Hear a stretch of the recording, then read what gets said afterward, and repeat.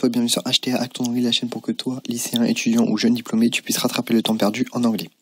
Je te retrouve aujourd'hui dans une nouvelle vidéo pour parler du regret avec wish. Donc c'est une tournure, I wish, c'est une tournure qui est très utilisée en anglais et qui est souvent source d'erreur chez ceux qui apprennent l'anglais. Donc j'ai voulu te faire un petit point là-dessus. C'est une vidéo qui va être très courte, parce qu'il n'y a qu'une slide, mais ne t'inquiète pas, elle sera de qualité, donc je t'invite à être extrêmement attentif. On commence tout de suite. Pour commencer, je te dirais qu'il faut distinguer deux cas. On ne va pas tout voir, évidemment, dans cette courte vidéo. Moi, je te présente le plus important. Deux cas principaux, le regret par rapport à une situation présente, le regret par rapport à une situation passée. Ces deux situations vont entraîner deux temps différents. Donc, si tu parles par rapport à une situation qui est présente, c'est-à-dire une situation qui ne te plaît pas là maintenant. Donc, par exemple, I wish I knew about it. Ça veut dire je regrette de ne pas le savoir. Tu regrettes de ne pas le savoir actuellement. Donc c'est bien un regret par rapport à une situation présente. Tu aurais espéré le savoir. D'accord ? Donc là, tu vas avoir la construction wish plus prétérit.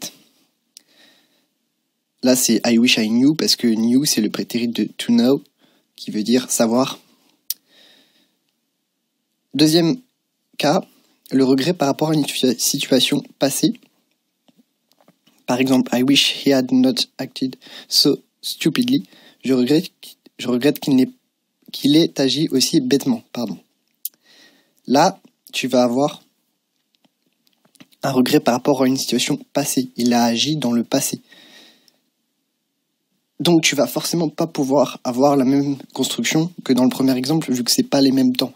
Les deux actions ne se situent pas au même moment. Du coup, souviens-toi que le passé du passé, c'est le past perfect. Du coup, si tu utilises le prétérit pour le regret par rapport à une situation présente, tu décales d'un rang, si tu veux, d'un cran. Tu vas utiliser le past perfect pour le regret par rapport à une situation passée. En fait, tout ça est très logique. Il faut juste comprendre la mécanique. Et une fois que tu comprends comment les temps s'articulent entre eux, tu vas pouvoir comprendre pas mal de choses sur la construction de la langue anglaise. Donc là, comme je te l'ai dit, l'action bête a été faite dans le passé. Du coup, on va utiliser wish plus past perfect. Si tu es très attentif, tu auras certainement remarqué quelque chose. La forme de la proposition affirmative ou négative est inversée entre l'anglais et le français.